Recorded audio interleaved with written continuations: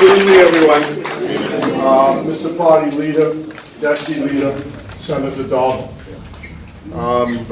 Yes? Oh, yes, right. Our former Member of Parliament, Mr. Dion Smith, and Mrs. Smith is sitting up front.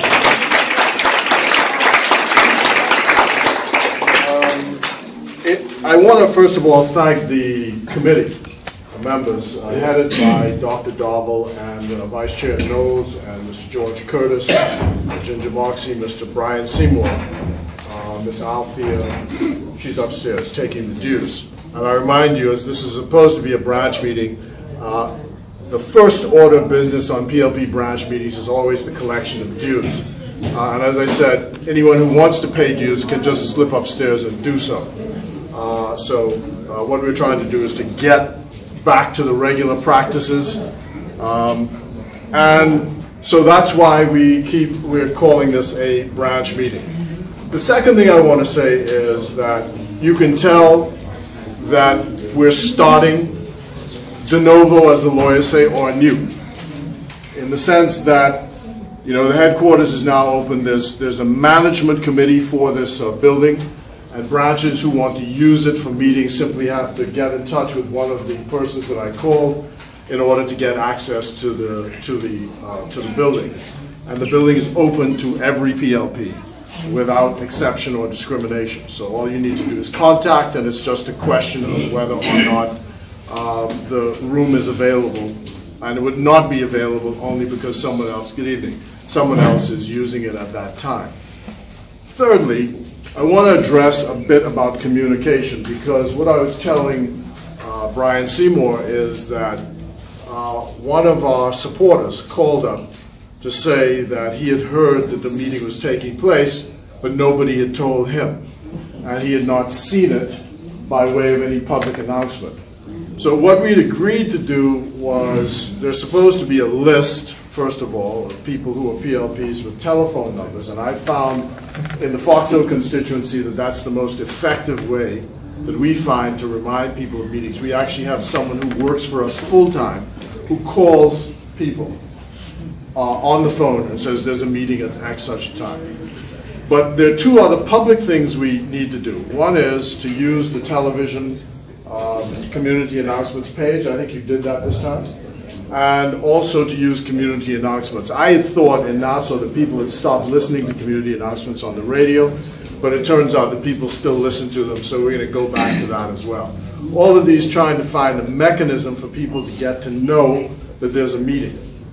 And what I've also said to the officers up here and to officers around the country is the Constitution requires branches to meet, and they should meet once a month. Whether 2 people come or 3 people come. I tell them, take your example from the Catholic priest. If 6:30 comes, the bell rings and Mass starts. Whether it's him and Sister Susan down in the thing, Mass begins at 6:30. You have Mass and that's it. So when the branch meeting is called, if it's 7 o'clock Wednesday evening, the 3rd Wednesday of the month, when 7 o'clock comes, whoever's there, you start. And there's a reason for this. What is going to win the election for the PLP, I am convinced of it, is structure. Structure. There was a party that was held for one of our colleagues. I guess you went to it. Leslie Miller, God bless him, is 70 years of age. Can you believe that? And of course he had a big party, you know, and had a good time. But there's a story going around that there's going to be a vote of no confidence moved in Dr. Minnis. And that's fine if there's a vote of no confidence in Dr. Minnis. Well, we know how to vote when it comes to the House of Assembly. But I just playing the devil's advocate. I said to the person who brought me the story, I said, now you believe that these people who just won office last year, you think they fooling, that they would vote to bring the government down less than a year after they just started to get the sweetness? Never. Not in my view, if they're rational thinking human beings. But let's assume they do that. What do you think he's going to do? First of all, the way the Constitution is written, you don't instantly get the Prime Minister to leave. He's still the Prime Minister even after you vote him out as leader of the party, and even after a vote of no confidence succeeds in the House. The Constitution says he's got, I think, up to a week to decide what to do. And what do you think he's going to do? Exactly. So, are we ready to fight an election now? No. You all shouldn't have said that because it's on TV. Yes, we are.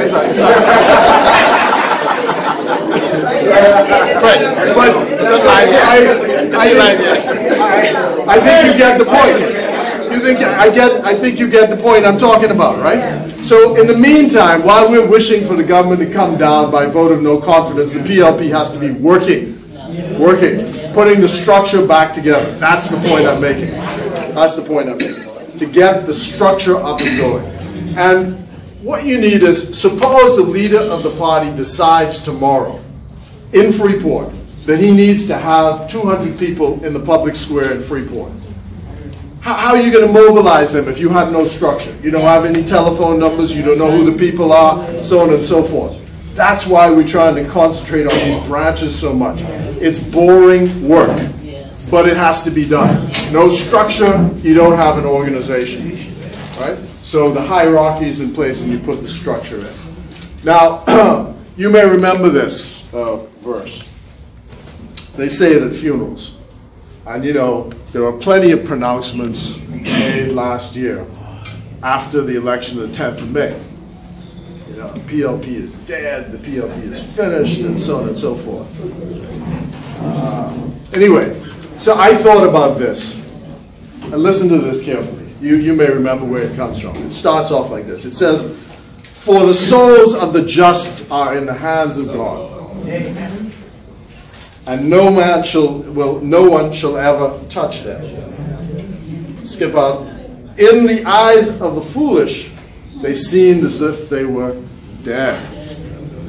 Having been disciplined a little, they will receive great good, because God tested them and found them worthy of himself." And what is that telling you? Everybody goes through a test.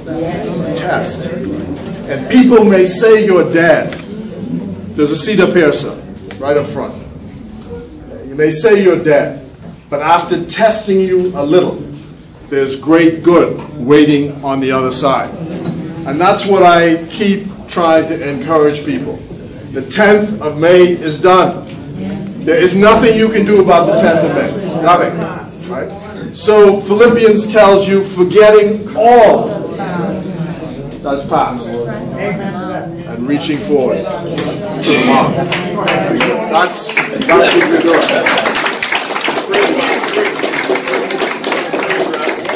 I wanted two other points. So we agree we're moving forward, right? That's what we do. Now, ultimately, I think Chester Cooper, who's the spokesman on finance, is going to deal with this, but I can't let this go like this. I read the newspaper, I guess it was Friday, I was flying home, and I saw in the newspaper where the IMF says the economy has turned the corner. You know which corner they turned? Must be the Go Slow Bend in Nassau. And I was trying to figure this out. You know, $1.3 billion later of borrowing since May the 10th, and unemployment is up. And the IMF says the F&M has turned the corner of the economy. You think these people got good sense? No. And so you have to ask yourself, why do we listen to these people? Why do we listen to these people? I'll tell you another story. So I'm landing, I went down a couple of days ago to Antigua, where they had general elections. And the government there won 15-2. I saw a wonderful bus they paid for, man. You should see this thing. They had it ordered from Las Vegas. It's got a platform, electronic platform, it's got lights and everything. $200,000. And you don't have to do anything. You don't have to build a stage. It just drives itself, and you just set up wherever it is, press a button, the stage comes out, the speakers come up, the lights come up. That's what we need to have. If you want to be election ready, I was taking notes. You know? But anyway, when I landed, the lady who was sitting next to me, she's an American, turns out she lives in Antigua. Someone turn the lights off. No, small. Yeah, Antigua. So as she's getting off, she sees the flag on my lapel. And she says, the water in Antigua is pretty, but nothing like the water in the Bahamas. And I say, oh, I mean, she's obviously very wealthy. I said, oh, so you know the Bahamas? She said, oh yeah, my husband and I on our boat, we're in the Abacos and we're in Exuma all the time, and the waters in Exuma are just incredible, nothing like it in the world. So I put that in the back of my head. I'm flying back now. I had to fly back from St. Kitts straight into Freeport. And as we're flying, the pilot says, he talked quite a lot, but he said that he's going to, when we reach the Bahamas, he says, I'm going to tell you various spots in the Bahamas. So first thing is, I wake up because he says, you look over to the right of the plane, there's a long island on your right. And he says, that's what it's called. It's called Long Island. Right? And then he says, and when you look over, and a few minutes over on your left, you'll see Exuma. And you'll see the Exuma Keys. These have got to be the most beautiful keys and waters in the world, he says. Right? And then he proceeds. A few minutes later, he says, and now we're over a big island. It's called Andros. And if you look over to the right, you can see Nassau in the distance. He says it's really beautiful and a fine day for flying. That's the pilot. So we land in Miami. I say to the stewardess, I thought y'all were a Charlotte-based crew. She said, yeah, we are. She says, but the pilot knows that we have a place in Abaco. And my son-in-law has a business in Abaco. And my husband and I are all the time in the Abacos going through the Keys. Now, why I tell you all those stories? This is a valuable place that we have. Okay? I don't want you to ever forget it. And if you think it's not valuable, there are plenty of people who have their eyes on the Commonwealth of the Bahamas. Take what I tell you. And so the question is, who is the guardian of this beauty? And who is the guardian of these islands? The leader will start talking about this Oban deal and what it actually means, what it's going to actually mean to the environment, and how they signed a deal where the environment isn't going to make a difference, and the National Trust has gotten up on its hind legs and said, under no circumstances can they support it. They had the man out there the other day saying how, what did he say? He said he'd give it a 680. Yeah, so you'll talk about that too. So one of the reasons we have a government is to defend the Commonwealth of the Bahamas and to save it for all generations. This one and the next one and the one after that. And we have to protect it through our immigration laws, through our national security. When these people go overseas and talk to the EU, I see the EU has this government now scrambling all around. They got to amend the laws like chickens without their head. James Smith, our last Minister of State, or the Minister of State before that for Finance, told them, you don't just jump up and do anything people tell you to do. You got to think about it carefully before you do it. Otherwise you give away the store. You got to be very careful. You know, when the EU, the Ministry of Works, the EU used to have this thing called, they used to have a development fund. And each island in the Caribbean used to have, this same EU now that's blacklisted us, right? They used to have this development fund. And they used to give money to each Caribbean island to do various development works. And the F&M used to criticize us because we abandoned the EU. I mean, I told then Prime Minister Christie, I'm sitting in the Dominican Republic, and one by one, the leaders of the EU are calling in the foreign ministers of these Caribbean countries, and I'm one of them, right?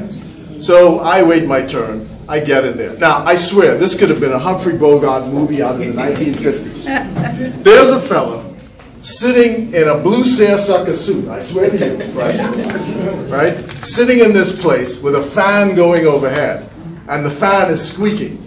And he and I start rowing about how the Bahamas doesn't do enough to qualify for aid from the EU. We wouldn't do this, we wouldn't do that. We're too slow, this, that, and the next. So I called the Prime Minister and said, forget this. Tell them, forget it. You know, they could take their money and they could stuff it. And that was the decision made, Christie's administration, 2002, 2007. Too complicated, don't need your money. The money you're offering, our Ministry of Works could do the job anyway. And the point I'm making is this is not a poor country. This is a well-off country. What it has too often and has right now is poor governance. You know, I tell people, how could a fella not know the lesson that any housewife in here could tell you? That you can't go to the bank, borrow money, and pay off all your bills all the time. You can't one time, you can't do it. You must be crazy. You know, fella jumps up and the first thing he does is borrow $700. Give me a break, how you can pay off your bills. Anyway, so we told them we can build it ourselves. And that's the point I'd leave you with. The F&M has to step up to the plate and defend this country's interests and not bow down to everyone who comes and says jump, and then we say how high. And the people who are entrusted from our side with this job are these gentlemen here. You have Dr. Michael Darville, who warned them. You know, they circulated this video, say he was out there inspecting. You know, that ain't the point. Did he sign the deal? No. Did he sign it? No. No, he didn't sign it. That's the point. You know, they came along, they signed it. And the point, so this is an F&M deal, an F&M question. You know, it's the F&M, not Dr. Darville. Not Dr. Darville, got nothing to do with it. I see Reese Chipman, I hear they trying to force him out now. So there's a little row. Have you seen the stuff? They fired it. Yeah. Oh, good. So I know there are ladies in the room, but I saw this cartoon last week. It was in the Tribune, so I assume I can. And it had F&M leave balls at the door. And they had all these big cannonballs sitting on the floor. That's where we are. So, that's my message to you. The leader here will come, and you'll get a chance to have an exchange. We've agreed on certain ground rules for that. And just remember that little passage from Scripture, after being tested a little, they will find great good. In the eyes of the foolish, okay, in the eyes of the F&M, they thought the PLP was dead. But they got a big surprise coming. PLP all the way.